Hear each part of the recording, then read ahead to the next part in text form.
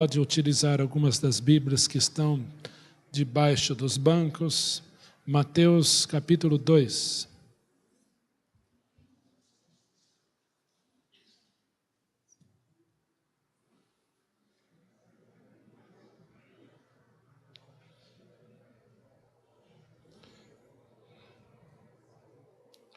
Diz o texto: tendo Jesus nascido em Belém da Judeia, em dias do rei Herodes, eis que vieram os magos do Oriente a Jerusalém e perguntavam: onde está o recém-nascido rei dos judeus?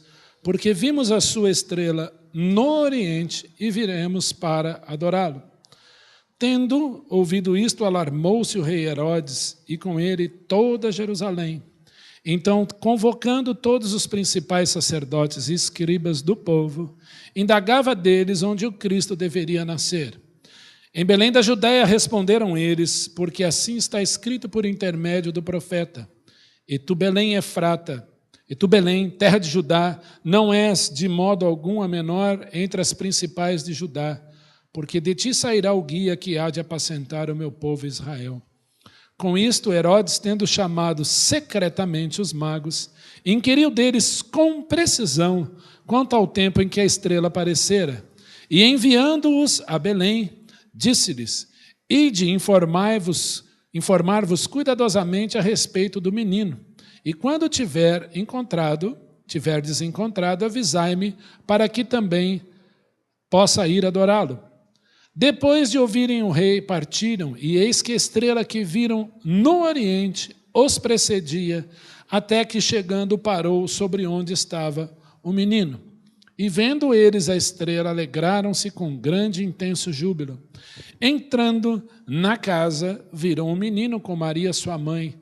Prostrando-se, o adoraram e abriram seus tesouros e entregaram-lhe suas ofertas: ouro, incenso e mirra. Sendo por divina advertência prevenidos em sonho, para que não voltassem à presença de Herodes, regressaram por outro caminho à sua terra. Tendo eles partido, eis que aparece um anjo do Senhor a José em sonho e diz: dispõe-te, toma o menino e sua mãe, foge para o Egito e permanece lá, até que eu te avise, porque Herodes há de procurar o menino para o matar. Dispondo-se ele, tomou de noite o menino e sua mãe e partiu para o Egito. E lá ficou até a morte de Herodes, para que se cumprisse o que fora dito pelo Senhor por intermédio do profeta: do Egito chamei o meu filho. Vendo-se iludido pelos magos, enfureceu-se Herodes grandemente e mandou matar todos os meninos de Belém e de todos os seus arredores de 2 anos para baixo, conforme o tempo do qual, com precisão, se informara dos magos. Então se cumpriu o que fora dito por intermédio do profeta Jeremias. Ouviu-se um clamor em Ramá, pranto, choro e grande lamento. Era Raquel chorando por seus filhos, e inconsolável, porque não mais existem. Tendo Herodes morrido, eis que um anjo do Senhor apareceu em sonho a José, no Egito, e disse-lhe: dispõe-te, toma o menino, a sua mãe, e vai para a terra de Israel, porque já morreram os que atentavam contra a vida do menino. Dispôs-se ele, tomou o menino e sua mãe, e regressou para a terra de Israel. Tendo, porém, ouvido que Arquelau reinava na Judeia, em lugar de seu pai Herodes, temeu ir para lá, e por divina advertência, prevenido em sonho, retirou-se para as regiões da Galileia, e foi habitar numa cidade chamada Nazaré, para que se cumprisse o que fora dito por intermédio dos profetas: ele será chamado Nazareno. Vamos orar. Pai, nós te agradecemos por esse texto da tua palavra, e louvado seja o teu nome por ele.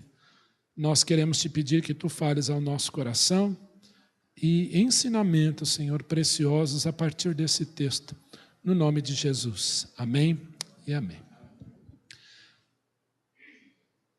Eu, costumo dizer, quando nós vemos essa parte da história do nascimento de Jesus, da vida de Jesus, que os magos nunca chegaram à manjedoura. E isso traz alguns constrangimentos, alguns ficam bravos. Eu não serei repetitivo aqui, mas é comum você vir aquela situação de presépio, o menino Jesus na manjedoura, Tem sempre um boizinho, um burrinho ali ao lado da manjedoura, José, Maria e os 3 reis magos.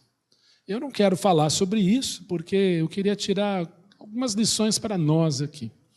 Mas é interessante que esse cenário, ele é depois de Constantino para cá, onde essas pessoas foram chamadas de reis, né? Do imperador Constantino para cá, que usou-se essa figura dos magos chegando lá na manjedoura, no exato momento em que o Senhor Jesus nasceu. A primeira coisa que a gente precisa pensar é que Jesus nasce. E quando Jesus nasce, eles veem a estrela lá no Oriente, a leste, né, da onde eles estavam. Provavelmente Babilônia. Algumas correntes sustentam que seria Pérsia, pelos costumes, mas temos que entender que os persas dominaram a Babilônia também. Muito aceito de que eles vieram de Babilônia. E para virem de Babilônia e chegarem no exato momento em que Maria estava ali com o menino Jesus e os pastores, mas nem com cometa de Halley ou essa estrela que apareceu andando no céu, eles chegariam a tempo. Impossível.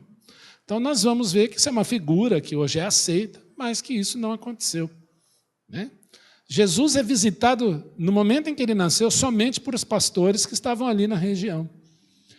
Porque quando a estrela aparece no Oriente, era sinal de que Jesus tinha nascido.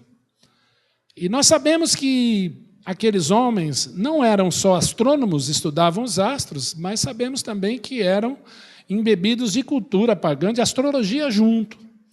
E, de alguma maneira, nesses estudos, o Senhor revelou isso para eles, porque não é um padrão bíblico. Eu só entendo que no momento em que o menino Jesus nasceu, até os astros se curvaram diante dele. E, de alguma maneira, aquilo foi um sinal para dizer que alguém muito importante havia nascido. Eles veem essa estrela lá e partem. E não partem assim, vamos embora, e saem correndo. Uma jornada dessa, para levar ouro, incenso e mirra e partir lá de Babilônia até chegar, e ainda errar de cidade, eles vão parar em Jerusalém em vez de parar em Belém. Leva um tempo. E chega lá em Belém, eles perguntam para Herodes, porque a cidade parou. Quem são essas pessoas? Onde está o recém-nascido rei de judeus? Mas como assim? Não, porque... Então Herodes convoca os sábios, os escribas, e fala, onde que ele tem que nascer? Olha, é em Belém. Aí eles saem de Jerusalém e vão para Belém. E tudo isso no templo e que o Senhor Jesus está ali na manjedoura esperando? Não. Herodes pergunta aos magos, faz quanto tempo que isso aconteceu? Quando essa estrela apareceu? Tem 2 anos. Já tem 2 anos. 2 anos que a estrela apareceu. Então vocês vão lá conhecer o menino, me falam como é que ele é, adoram o menino, depois vocês voltaram, vocês passam aqui, que eu também quero ir lá adorá-lo. Nós sabemos, então, que por divina advertência, os magos sonharam, o Senhor revelou a eles que eles não deviam voltar por ali e eles vão embora de volta à sua terra por outra parte. Herodes, enfurecido, conforme com precisão inquiriu dos magos, foi com precisão, foi com data exata, manda matar todos os meninos de 2 anos para baixo nas cercanias de Belém.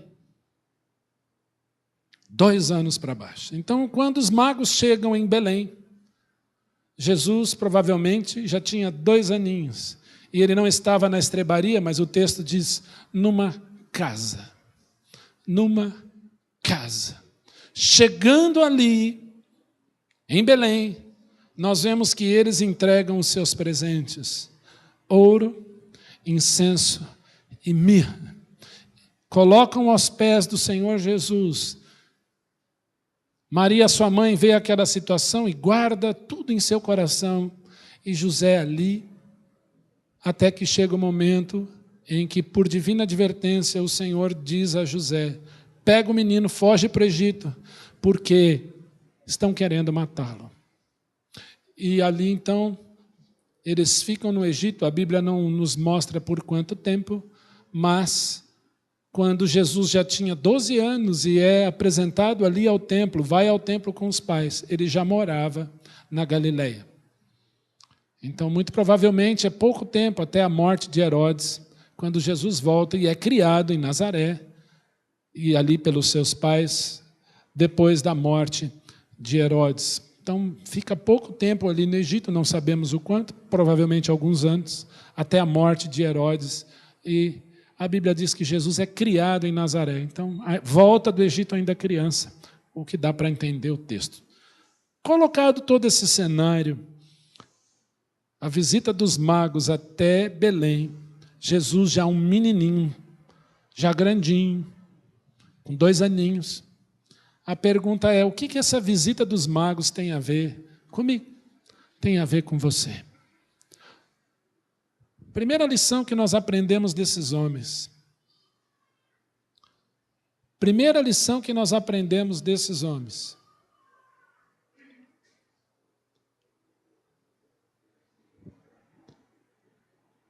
Os magos vão visitar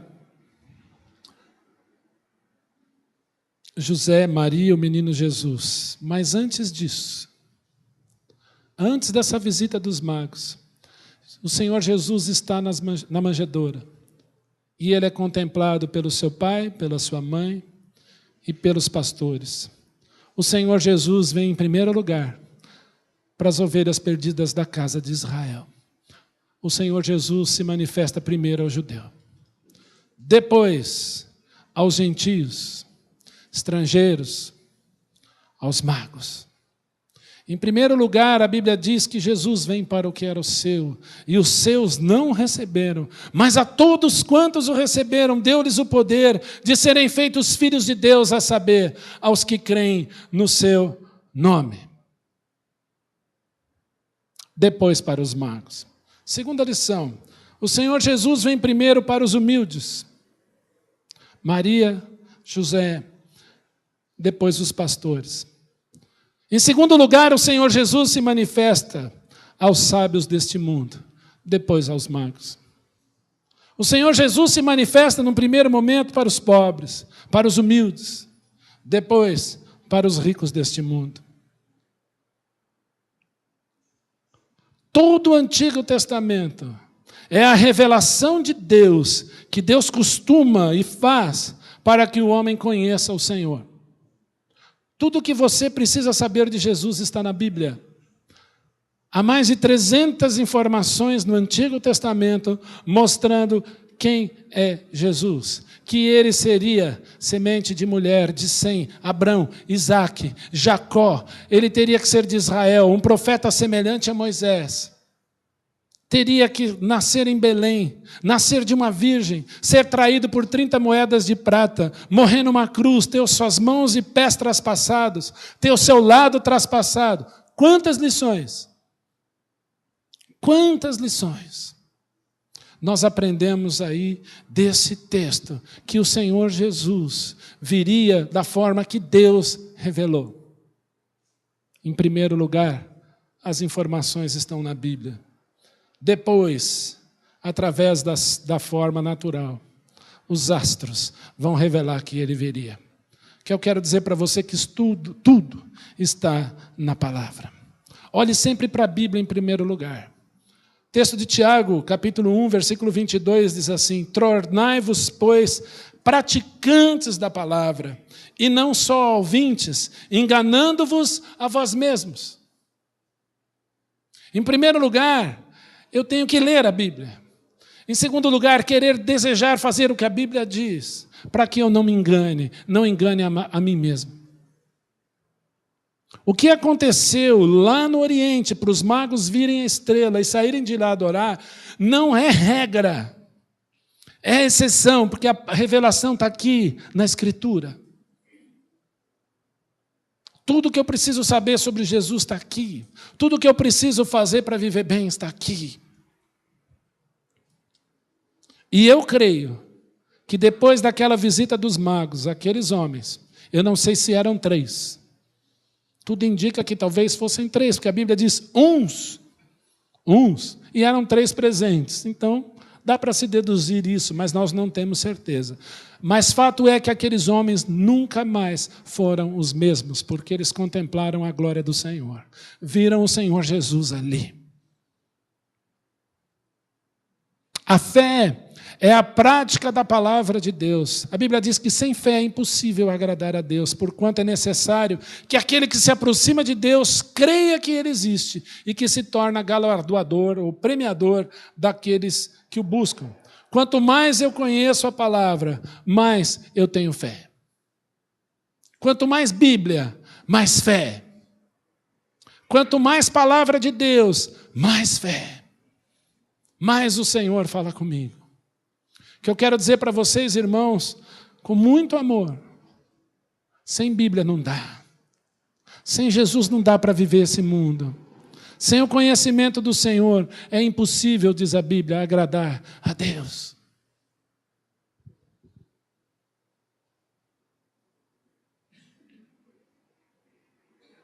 E talvez aí a lição mais importante para você.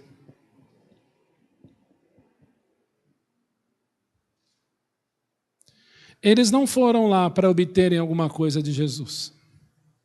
Eles não se ajoelharam diante de Jesus, daquele menino, para obterem alguma coisa, algum favor. Mas eles se ajoelharam diante do Senhor com uma intenção apenas: adorar. Adorar. Nós estamos vivendo uma época em que Jesus é tudo, menos motivo de adoração. Estamos vivendo um cristianismo universalista que fala em Deus, onde tudo é bom. Mas Jesus Cristo diz: eu o sou. Eu sou o caminho, a verdade e a vida. Onde, quando você diz o nome de Jesus, esse nome incomoda. As pessoas não gostam de ouvir. Onde Jesus, ele é bom quando ele pode te dar alguma coisa. Quantos estão hoje, assim como aqueles homens que vieram do Oriente, talvez conheciam um ou outro texto da palavra, porque os judeus foram escravizados lá em Babilônia, talvez eles tinham uma noção, nasceu aquele rei dos judeus, eles tinham acesso a essa informação, e partiram de lá quando viram a estrela. Mas eles tinham uma intenção no coração, que era adorar. Qual é a tua intenção quando você ouve esse nome? Adorar. Tem que ser adorar. Vamos ver o que Jesus pode me dar hoje. Vamos ver o que a igreja pode me dar hoje. Eu garanto que a igreja não pode te dar nada, a não ser oferecer o Senhor Jesus, e que você se dobre a Ele, e que você se coloque diante dEle, e que Ele fale ao seu coração.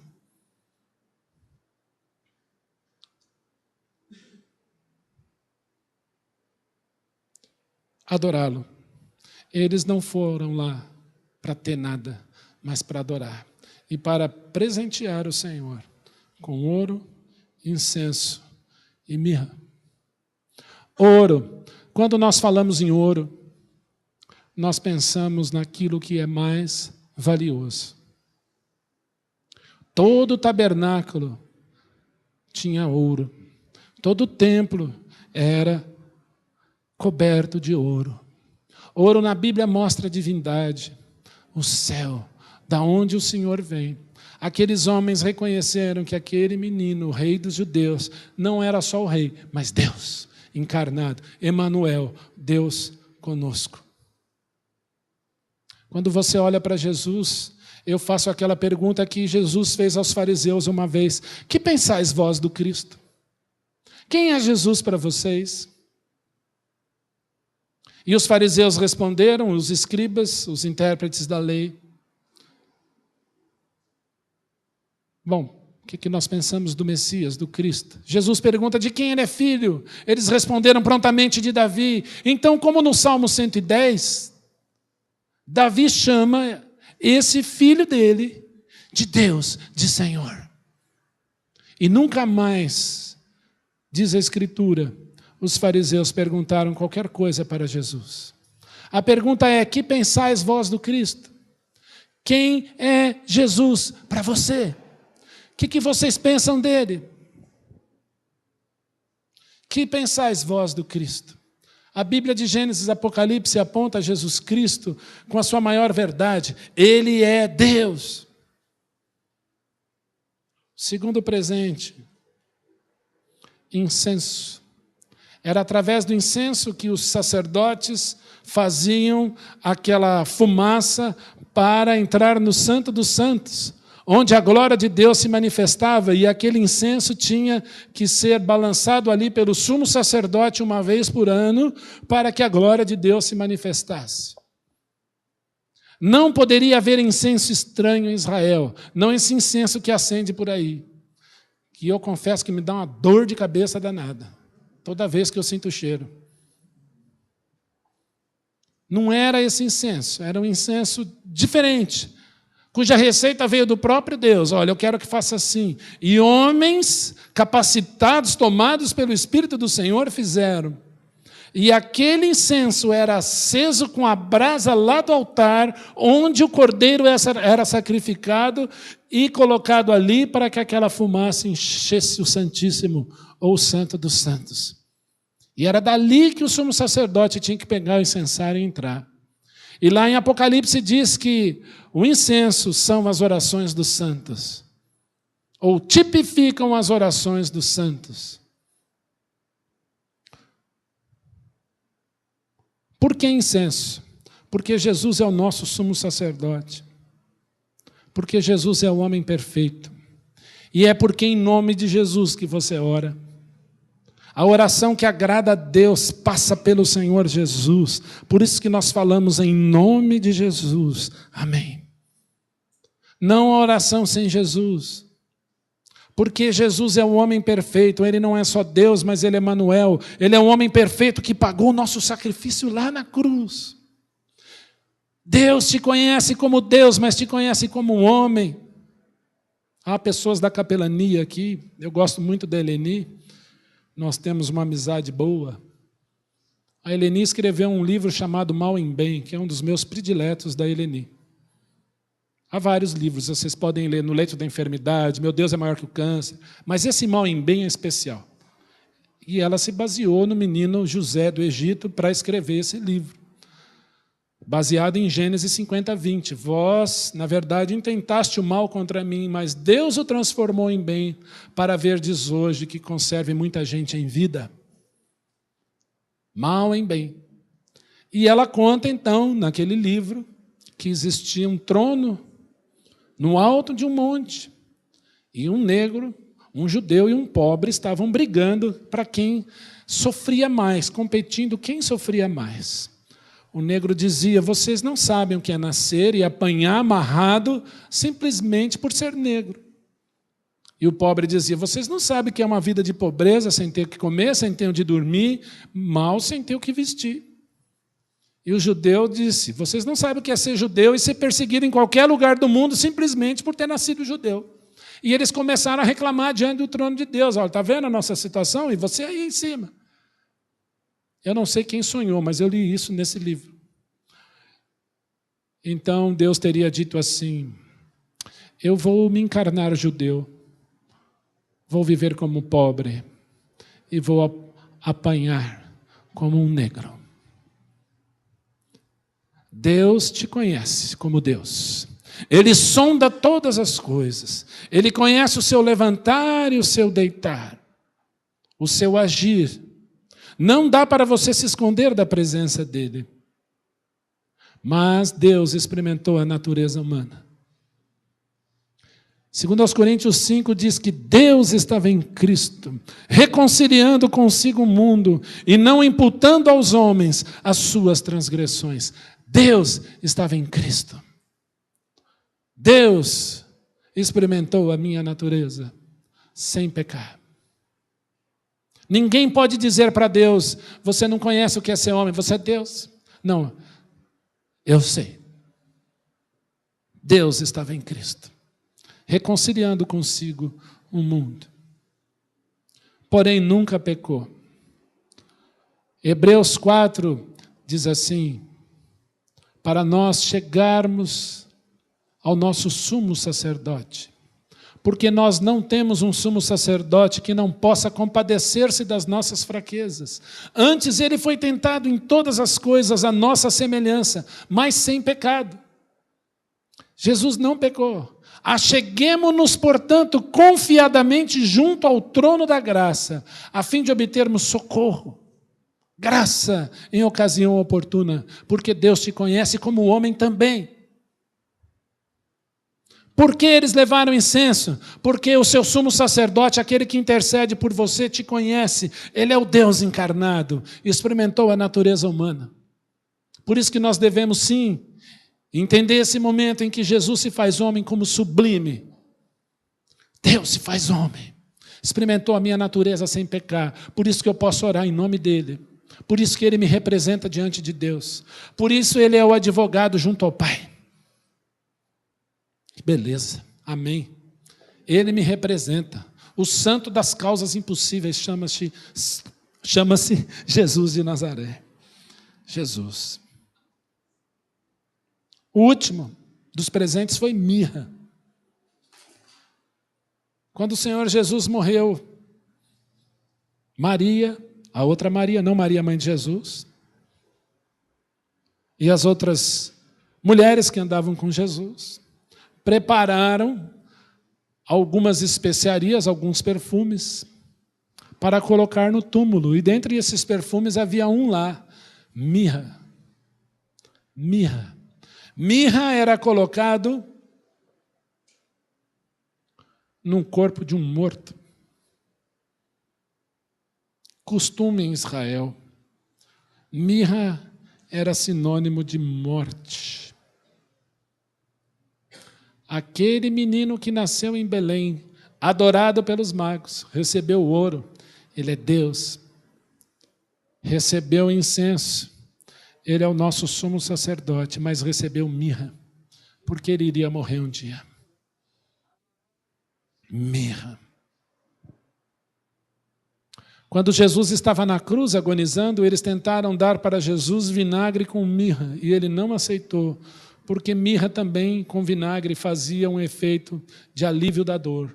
Jesus não aceita porque ele resolveu sofrer a sua dor, sofrer o seu pecado, 100% de dor, sem alívio, sem anestésico nenhum.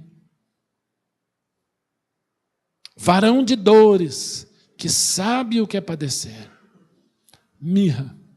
Jesus ganha de presente mirra. Morte. Um dia a mirra faria parte do seu corpo embalsamado, preparado por aquelas mulheres. Mas Jesus ressuscitou ao terceiro dia. Jesus venceu a morte. Jesus está vivo pelos séculos dos séculos. Amém. Quantas lições. Aqueles homens foram adorá-lo e sem saber reconheceram em Jesus o Deus que se fez homem, o Cordeiro de Deus, que morreria, mas ressuscitaria, e que seria o nosso sumo sacerdote diante do Pai. Eu creio que carpinteiro não tem dinheiro para fugir para o Egito. Era uma viagem longa, e se sustentar no Egito era algo muito caro. Além de todos esses significados, provisão de Deus para José e Maria tomar o menino e fugir para lá. Nosso Deus é cuidadoso, extremamente zeloso, cuidadoso para com você e para comigo. Jesus é bom. Jesus cuida de nós. Mas o maior exemplo de todo esse texto, que eu queria que vocês guardassem, é que aqueles homens foram lá para adorar. Que você se aproxime de Jesus, simplesmente para adorá-lo. Estamos chegando no período do Natal, onde famílias irão se reunir, muitos irão para outras cidades, passar o Natal com seus familiares. E nós estimulamos você a estar com a sua família, sim. Muitos aqui farão isso. Mas que seja momento de adorar, de reconhecer que sem Jesus nesse mundo, nós não somos nada. Tudo passa. Tudo passa. A nossa alegria aqui, neste mundo, passa. Com Jesus, nós estamos falando de coisas eternas. Esses homens serão encontrados por mim na glória, e eu creio que por você também, porque foram em Belém adorá-lo e reconheceram que aquele menino nascido era Deus, era o nosso sumo sacerdote, que morreria por nós, que ressuscitaria por nós e que voltaria para nós. Deus te abençoe. Amém. Vamos orar. Pai, nós te louvamos por esse dia, por esse momento, pela vitória de Jesus na cruz, por essa história tão linda, por esses homens que foram adorar o Senhor. Louvado seja o teu nome e oramos no nome de Jesus. Amém, Senhor. Amém.